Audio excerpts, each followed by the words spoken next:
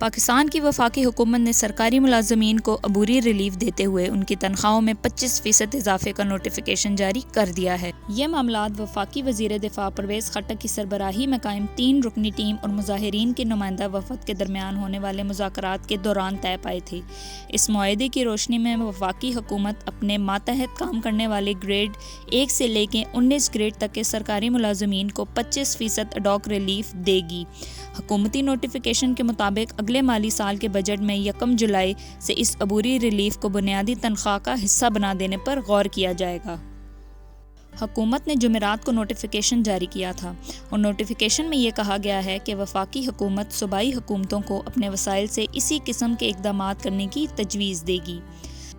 اس سے پہلے سرکاری ملازمین اور حکومتی مذاکراتی ٹیم کے درمیان جو مذاکرات ہوئے تھے ان میں گریڈ 1 سے لے کر 16 تک کے سرکاری ملازمین کی تنخواہوں میں اضافہ کرنے کے بارے میں بات چیت ہوئی تھی۔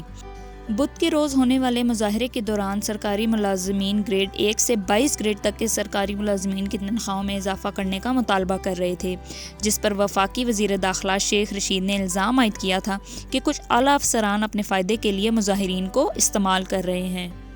وفاقی دارالحکومت کی پولیس نے پاک سیکریٹریٹ اور ڈی چوک کے سامنے مظاہرہ کرنے والے جتنے بھی مظاہرین تھے ان کو ہٹانے کے لیے شدید آنسو گیس کا استعمال کیا، اور سننے میں یہ آتا ہے کہ وہ آنسو گیس بھی ایکسپائر ہو چکی تھی، جس کی وجہ سے مظاہرین کو شدید تکلیف کا سامنا کرنا پڑا تھا۔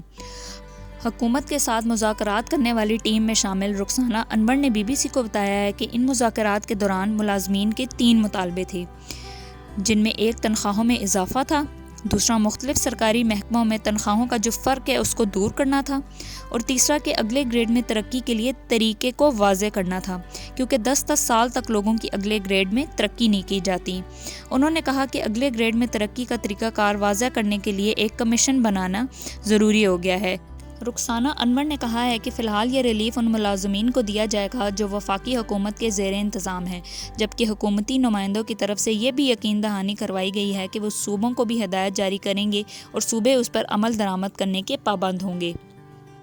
انہوں نے کہا ہے کہ حکومتی نمائندوں سے مذاکرات اس وقت تک شروع نہیں ہوئے تھے جب تک بدھ کے روز حراست میں لیے گئے درجنوں سرکاری ملازمین کو رہا نہیں کیا گیا۔ انہوں نے کہا کہ رہائی کے بعد سرکاری ملازمین کے رہنما رحمان باجوہ اور دیگر 2 نمائندوں کے ہمراہ مذاکراتی ٹیم میں شامل ہوئے۔ تنخواہوں میں اضافے کا معاملہ حکومت اور سرکاری ملازمین کے درمیان گزشتہ چند ماہ سے چل رہا تھا، تاہم سرکاری ملازمین کا کہنا تھا کہ حکومت ان کے ساتھ وعدہ کرتی تھی لیکن اس پر عمل درآمد نہیں ہوتا تھا۔ ان سرکاری ملازمین کا کہنا ہے کہ حکومت اس ضمن میں غیر سنجیدہ رویے کی وجہ سے وہ احتجاج کرنے پر مجبور ہو گئے ہیں۔ سرکاری ملازمین کے ساتھ مذاکرات کامیاب ہونے کے بعد وفاقی وزیر داخلہ شیخ رشید احمد نے مظاہرین کے خلاف درج ہونے والے مقدمات کو فوری طور پر واپس لینے کا اعلان کیا۔ ضلعی انتظامیہ کے ایک اہلکار کے مطابق بدھ کے روز جن مظاہرین کو گرفتار کیا گیا تھا ان میں سے کچھ مظاہرین کو اڈیالہ جیل بھیج دیا گیا تھا، تاہم ان کی رہائی ڈپٹی کمشنر اسلام آباد کی طرف سے جاری ہونے والے احکامات کی روشنی میں ہی عمل میں لائی جائے گی۔ مذاکرات کے کامیاب ہونے کے بعد مظاہرین نے اگرچہ ڈی چوک تو خالی کر دیا ہے، لیکن اس کے بعد بھی نیشنل پریس کلب کے سامنے سینکڑوں کی تعداد میں وہ موجود ہیں، اور ان کا کہنا تھا کہ جب تک تنخواہوں میں اضافے کا نوٹیفیکیشن جاری نہیں کیا جاتا اس وقت تک وہ اپنے گھروں کو نہیں جائیں گے۔